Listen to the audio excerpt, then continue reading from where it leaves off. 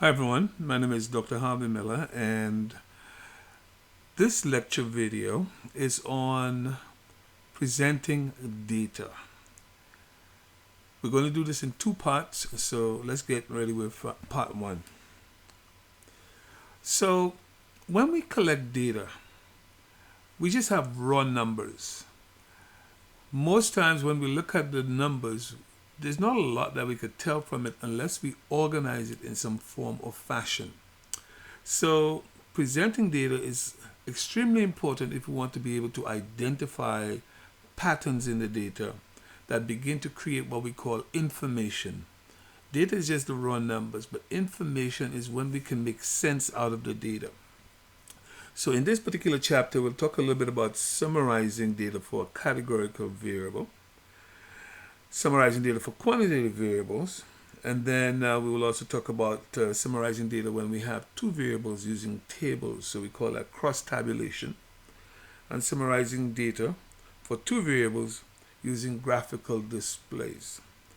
We will talk briefly about data visualization in data analytics.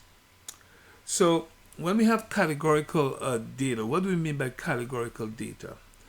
It's when we have like things like colors, categorical data. We could have, colors. We could have data that just sort of indicate the status of something, on, off, or we could use maybe classes, or courses, for example. So things that are in categories. So for example, if we're looking at the color of cars, we could talk about black cars, white cars, blue cars. So that's categories, all right? And so when we have data that is non-numerical, but actually just belong to categories, such as satisfaction levels, highly satisfied, somewhat satisfied, not satisfied, we could summarize that data in a fashion that allows us to make sense of it. So we will learn about developing a frequency distribution, a relative frequency distribution, a percent frequency distribution, bar charts, and pie charts. So let's start off with a frequency distribution. So a frequency distribution is just a tabular summary of data showing the number, right, or that is the frequency of the observations in each of several non-overlapping categories or classes. So here's an example. We have a small hotel called the Merida Inn. Guests staying at the Merida Inn were asked to rate the quality of the accommodations as being excellent, above average, average, below average, or poor. So these are the categories right here.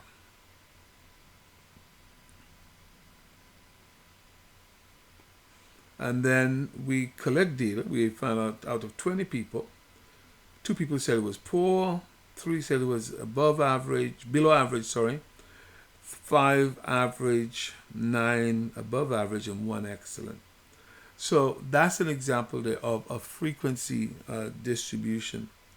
I could come up with another one that will be close to you. So if we look at grades, for example, at the end of a course, we look at the grade and then the frequency.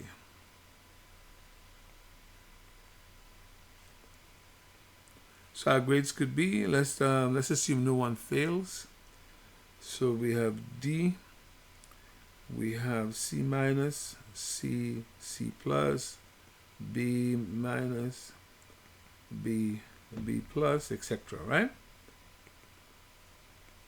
So we could indicate in a class how many people got D's, 10 people got a D, 15 got a C minus, say 20, 15, 30, 25, 10, and so forth. So that would be the frequencies. right? We could take that and plot that. If we plot that data, then we get what we call a bar graph. It's fairly simple. So if we take the D, C minus, C, C plus, etc., and we plot the values of 5, 10, 15, 20, 25, then D we had 10 people.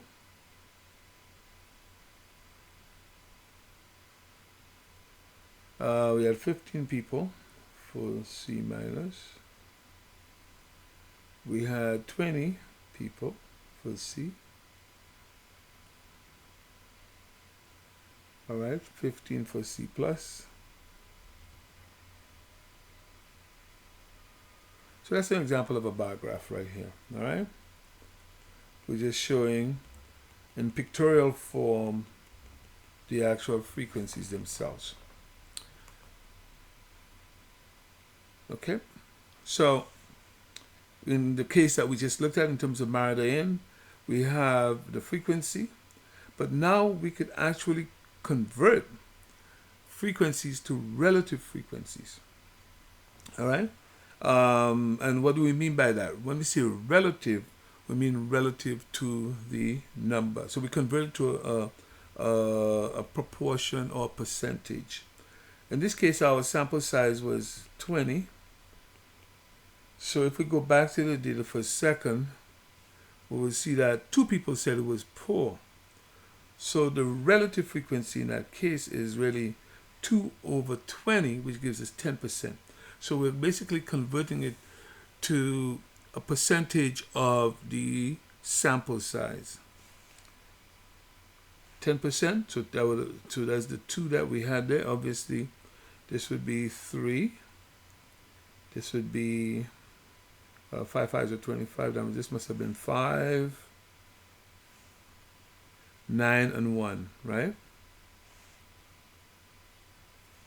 9 and 1. So 3 over 20 is 15%, 5 over 20 is 25%, 9 over 20 is 45%, and then 1 over 20 is 5%. So we express it as a decimal first, and then we could convert it to a percentage. So that's called a relative frequency distribution. And the reason why we use the word relative is because this frequency 2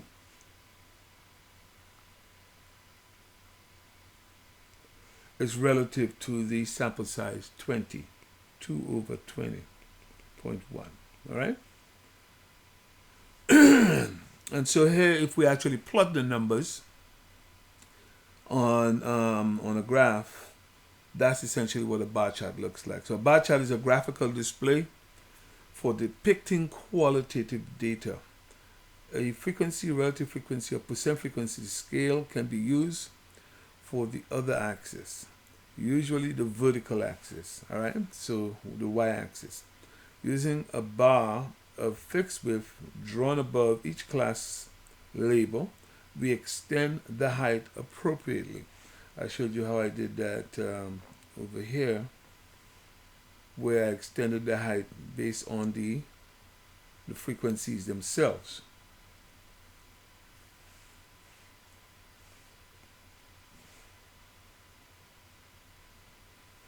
The bars are separated to emphasize the fact that each class is a separate category. So that's fairly straightforward.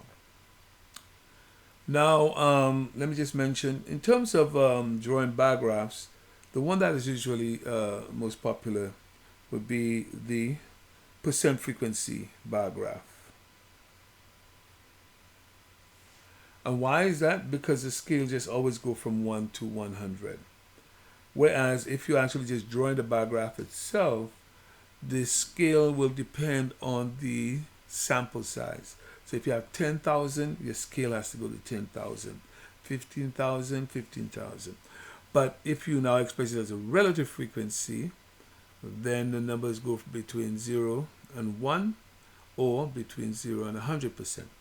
And that's a lot easier to work with than to actually put the numbers themselves. The scale could get pretty large. A pie chart is commonly used, right, for graphical display, whenever we are trying to represent relative frequency and percent frequency distributions. In other words, because the pi represents 100%, if we have a percent frequency distribution, we could then take the data and instead of putting it on a bar graph, we could actually express it using a pie chart. So you could see here that the very same values that we had over here, the 10, 15, 25, 45, and 5, are actually presented in the circle. So all you would do is to make the size of each of those in proportion to the percent frequency. So notice that the above average is not quite 50%, and so that's why it didn't end up here. We didn't go this entire amount. We only went up to this point right here. That's 45%. If you're drawing this by hand, which you don't have to, then you would have to say 360 degrees, which is a circle, is equal to 100%. All right? So every percent is equal to 3.6 degrees. And so 45%, you multiply that by 45, and then take that angle and measure it and then draw that portion of the pie chart. But we have Excel that could help us do that very easily, and so therefore we're not going to try to do this by hand.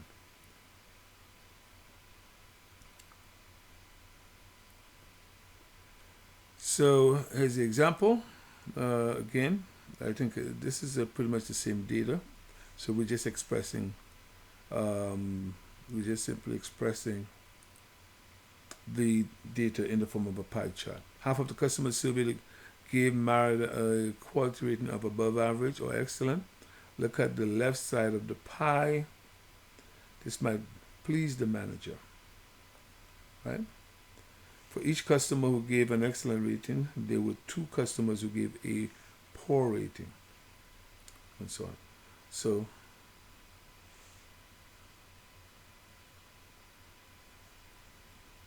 now let's go to summarizing quantitative data.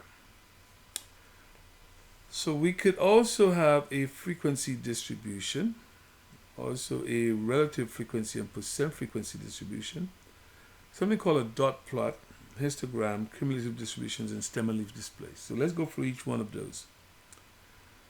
So here we have an example. The manager of Hudson Auto would like to gain a better understanding of the cost of parts used in the engine tune-ups that perform in the shop. She examines 50 customer invoices for tune-ups. The cost of parts rounded to the nearest dollar are shown below. So if we look at these values right there, there's nothing that you could actually tell from this, all right? Unless we actually decide to create some kind of diagram. So one of the first things that we can do is to organize the data into classes. So the range, if you go back to that, the range of the values, we would have to try to find the minimum, and it might take a little while to identify that there. But once we identify the minimum and the maximum, right, then we divide that into classes, however many classes we would like. In this case, we are doing it this way. We're dividing the data into 6 classes. The maximum was 109. The minimum is 50. When you divide it by 6, the value turns out to be 9.83. And so with 9.83, we could say let's round this up to 10. So we'll make the width of our classes 10. All right. The other thing you can do is to determine what you want your width to be, and then you would then get the approximate number of classes. So if I said I wanted the width to be 10, then I would look at the difference between 50 and 109. That would basically be 59. So if I divide that by 10, it tells me that I need 5.9 classes, but we don't have a 0.9 of a class, so therefore it would be 6 classes. We would round up to 6 classes. All right. Now, in here, we write these as 50 to 59, which is true, but I would like us to write it as 50 to less than 60, 60 to less than 70, 70 to less than 80, 80 to less than 90, 90 to less than 100, 100 to less than 110. So that when we actually draw the histogram, which is so when it's categorical data, we call it a bar graph. When we draw the diagram using quantitative data, then we refer to it as a histogram. Then it means that the classes will touch, all right, when we plot that. So we have the actual frequencies. We could actually determine the relative frequency.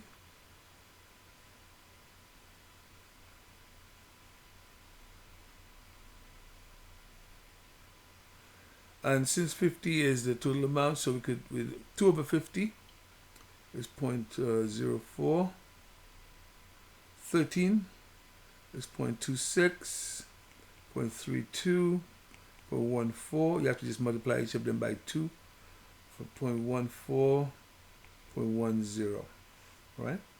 So that would be our relative frequency, and if we want to express it as a percent, of course, it's just 4%, 26%, 32%, 14%, 14%, 10%.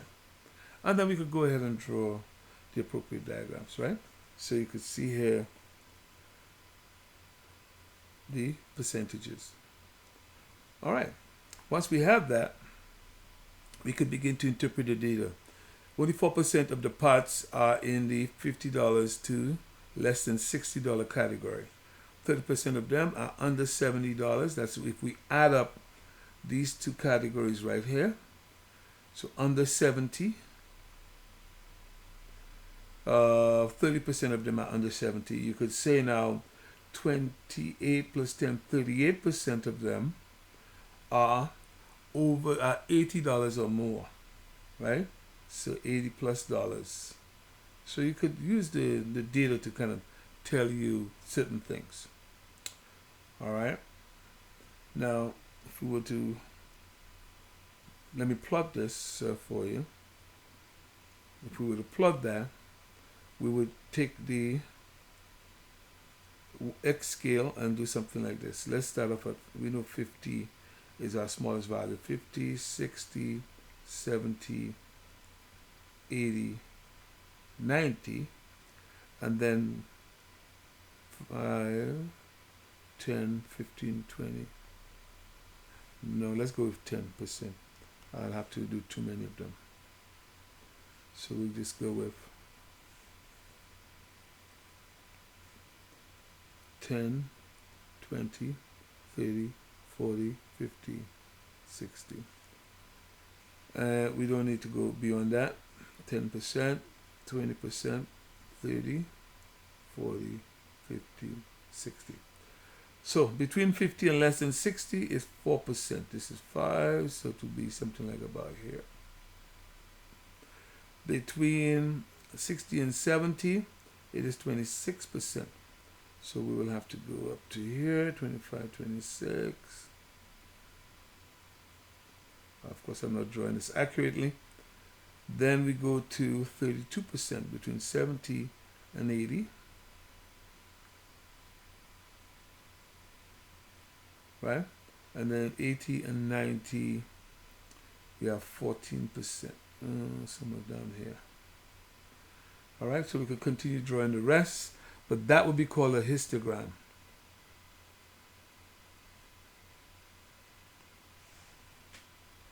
Right? That's cool. And then it's based on the percentage, the frequency distribution is. A dot plot, interestingly enough, is a representation of the data, a presentation of the data that allows us to keep all of the individual values. Now, granted, it wouldn't make sense to try to do a dot plot if we have thousands of values, but if we have a small enough distribution, it is a graphical summary that allows us to keep the individual values. Now, of course, that would make sense as well if we have discrete numbers, whole numbers. So in this case, we do, and we simply put the scale between 50 and 110, and we place the values. If we have multiple values that are the same, we just place them one on top of the other. And so technically the height is a frequency, all right? So you have here 4 of those values. That's the frequency. So 4 out of 50 is basically, that's 8%. And here we have another 4. This is only 1.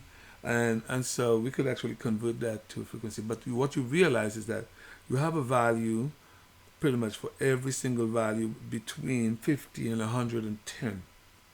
Of course, some are missing because there isn't one for every single number. But, at least it just gives you a quick visual representation of the spread of the data, which can be useful.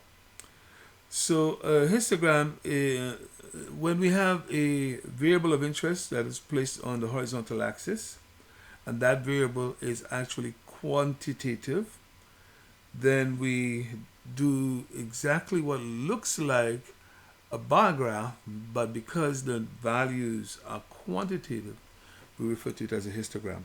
A rectangle is drawn above each class interval with its height corresponding to the interval's frequency, relative frequency, or percent frequency. Unlike a bar graph, however, a histogram has no natural separation between the rectangles and classes. So that's why I actually went to 50 to less than 60, 60 to less than 70, 70 to less than. So we don't put a separation between them. So no natural separation between the classes.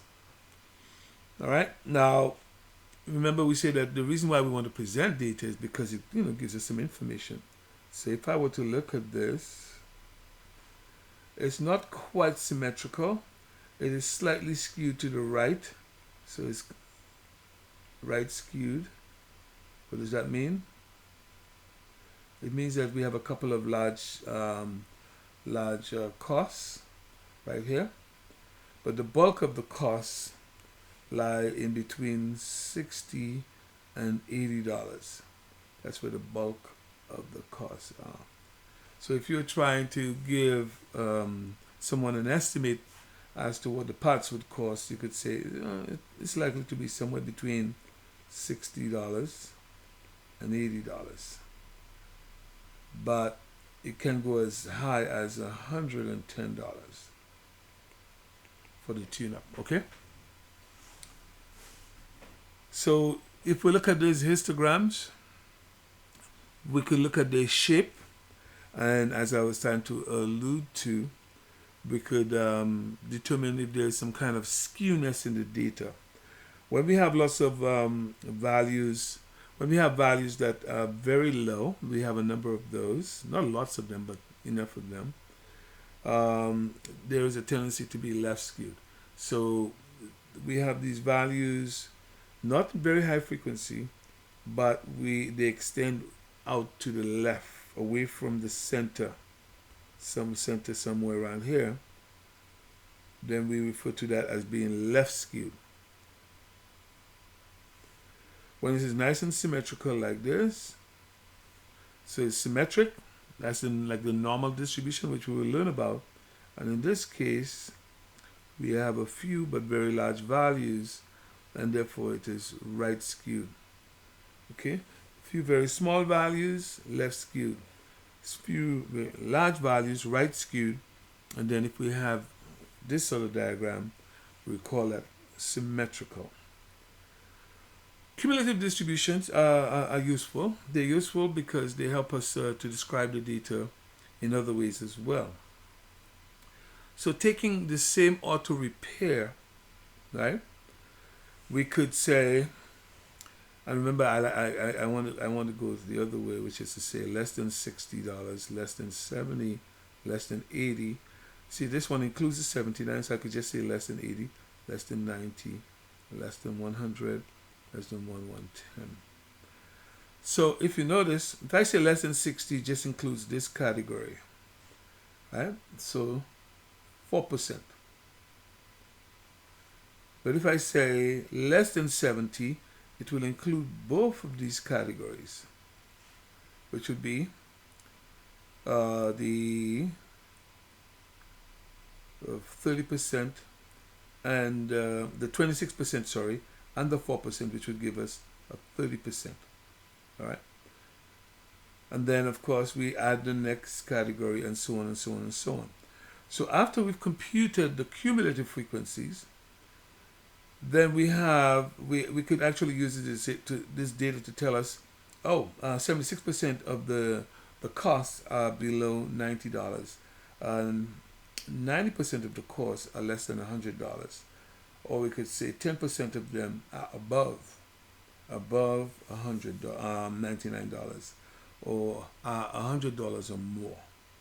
All right. So this is useful, and then it's also helpful sometimes to plot this. If we plot the graph,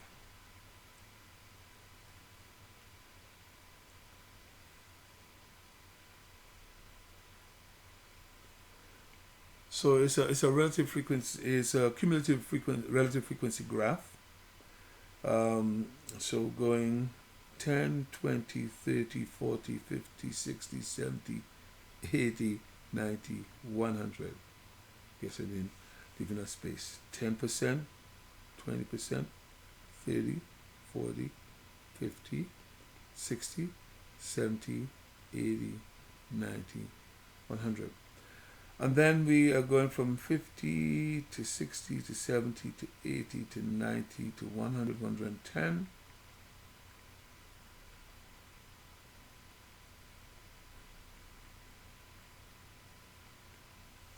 All right. So less than 60, we have 4%. So let's draw this. Less than 70, we have 30%. Less than 80, we have 62%. Less than 90, we have 76%. Less than 100, we have 90%. And less than 100, and then of 110 or less, we have, okay? So we could take this and draw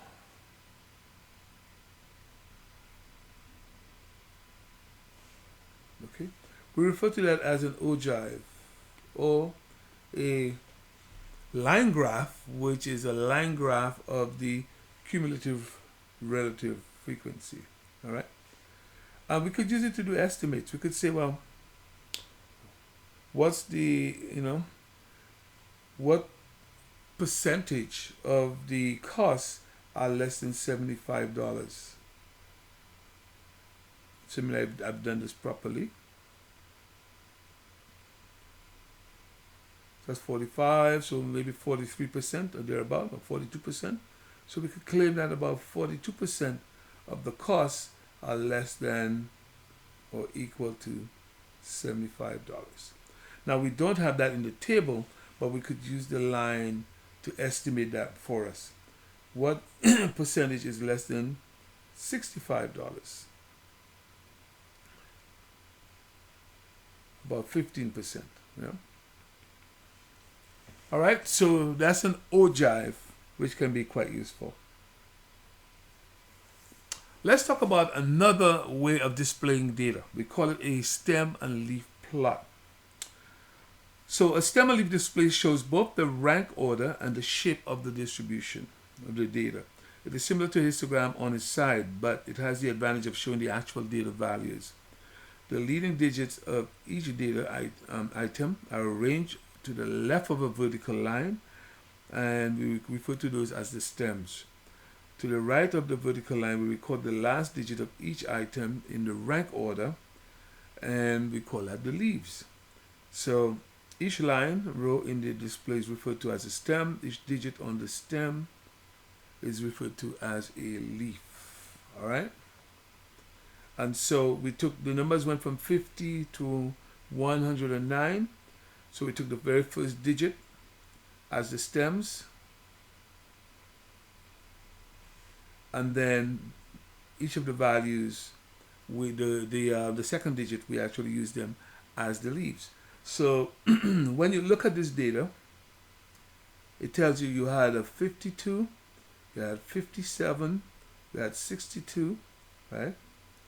Another 62, another 62, a 65, a 66, a 67, and so forth. So you have the individual values there, but it looks like a histogram on the side. Why? Let's just box this. If we were to box that based on the heights,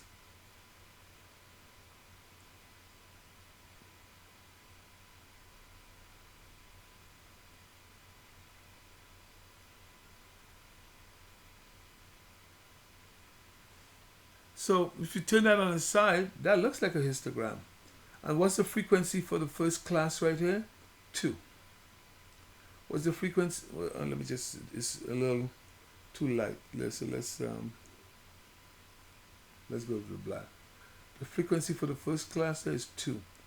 For the next one, 1, 2, 3, 4, 5, 6, 7, 8, 9, 10, 11, 12, 13. If that's 13, 14, 15, 16. 1, 2, 3, 4, 5, 6, 7. And 7. 1, 2, 3, 4, 5. Alright? So that's your frequencies right here. It just so happens that with the stem and leaf plot in this case, our ranges are the same as the one that we did earlier. We use ranges of 10, right, in width. So in essence here, your ranges are the same, 50 to less than 60. And then you notice that 60 is on the next line, 60 to less than 70, 70 to less than 80, and so on. Right? And the frequencies, the class, 2, 13, 16, and so on. Alright? So that's the same thing here because we use class widths of 10. And so we didn't get anything different, but that's fine. What if we had used class widths of 20? So the class widths of 20 would have been a little different here compared to the class widths of 10 on this page. So a stem and leaf plot is relatively easy to do.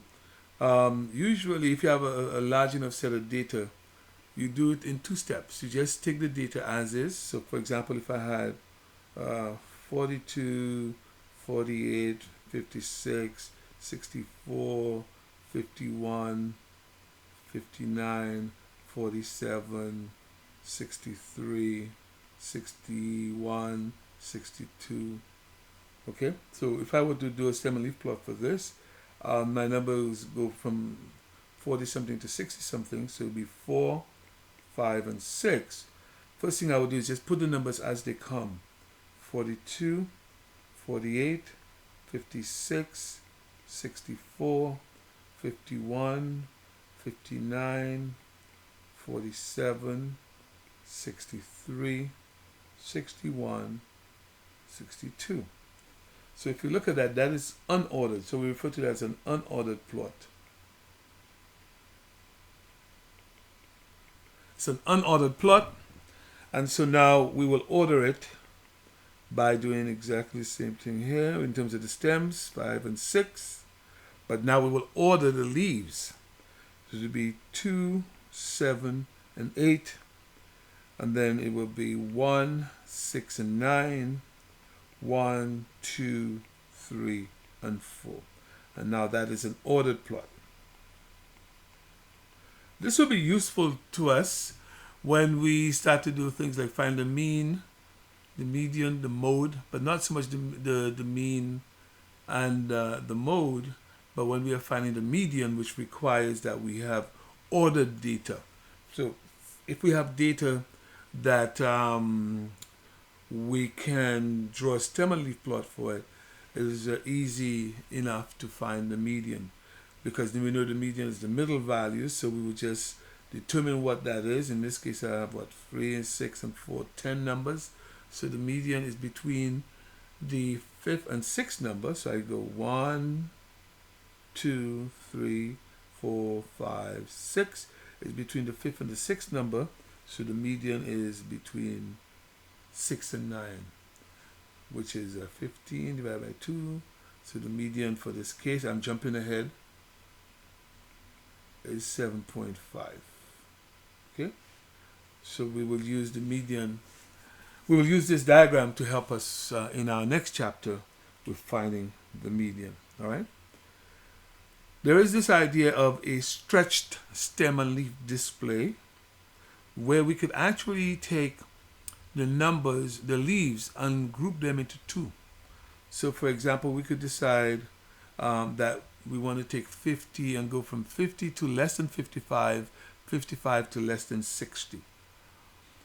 That can be useful because if we now have a few more classes, we see a better distribution of the data.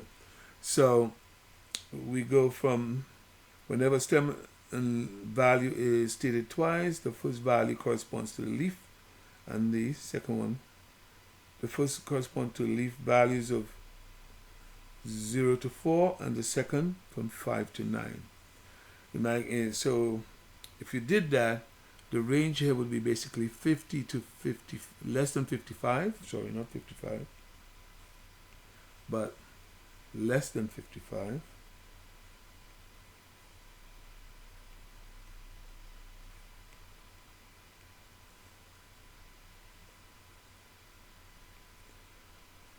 So this range would be, oh, maybe it might be easier if I did it that way. 50 to less than 55. 55 to less than 60. 60 less than 65. 65 less than 70. All right, so all the numbers on this line would go between 50 and 55. 50 and 54. Here between 55 and 59. And same thing here, 60 and 64, and between 65 and 69. So it stretches it out a bit more, and we get to see a bit more detail in terms of how the numbers are spread. All right? So that's called a stretched stem and leaf display. So leaf units, a single digit is used to define each leaf. In the preceding example, the leaf unit was 1. Leaf units may be in the hundreds, tens, ones, or even decimals, and so on. So where the leaf unit is not shown, it is assumed to be 1, right? The leaf unit indicate how to multiply the stem and leaf numbers in order to approximate the original data. All right, so if we look at this example here, what we're saying is that sometimes our numbers could be like this here. So if we were to take 8 as our stem, we put 6, it looks like the number is 86. But by telling you the leaf unit is 0.1, means that this 86 is actually 8.6. All right? So keep that in mind. If we have, and sometimes when we have numbers that have 2 decimal places, what we do is we round up to 1 decimal place. So if I had 8.26, 7.31, 9.27, etc., what I would do is I would sort of round either down or up based on the standard rule. So I would treat this as 8.3, I would treat this as 7.3, and I would treat this as 9.3. All of them happen to be 0.3. So 7, 8, 9. All right? And so this would be 3, 3, 3. And the leaf unit would be 0.1, because that 73 is actually really 7.3. That 83 is really 8.3, and that 93 is really 9.3. Okay? So, that is how we would deal with a stretch unit. And this is an example to show now if we have thousands, numbers in the thousands. Well, if we're going to use the first two digits as the stems, then we're left with 2 digits after that. We're not going to put the 2 digits down. What we will do is we'll round it up to the nearest tenth. Okay, or round down to the nearest tenth. So, for example, 1806, right? 1806. So, if it is, what we would do is we would say, okay, let's just drop the 6 and we'll treat it as 1800. All right? 1770, we'll just drop that last number. They're not rounding, as a matter of fact. They're just dropping the digit. So 1717 is actually being treated as 1710. 1974 is actually being treated as 1970. So in this case, we just drop the number down, and then you would then put like 17, you put the 1, and then the 19, you put 7, and your leaf unit is 10. So you'd have to multiply this by 10 to get the actual number. So 171 by 10 will give you 1710. 197 by 10 will give you 1970. All right. So when we, depending on the values that we're working with, we would have to do a little bit of adjustments. The easiest ones is when we have 2 digits. The first digit is the stem, second digit is the leaf. All right. And so you have to look at the data. And when you look at the data, it will give you an indication as to what you should do to draw the stem and leaf block. All right, so that concludes the first part of our lecture, and on to the second part.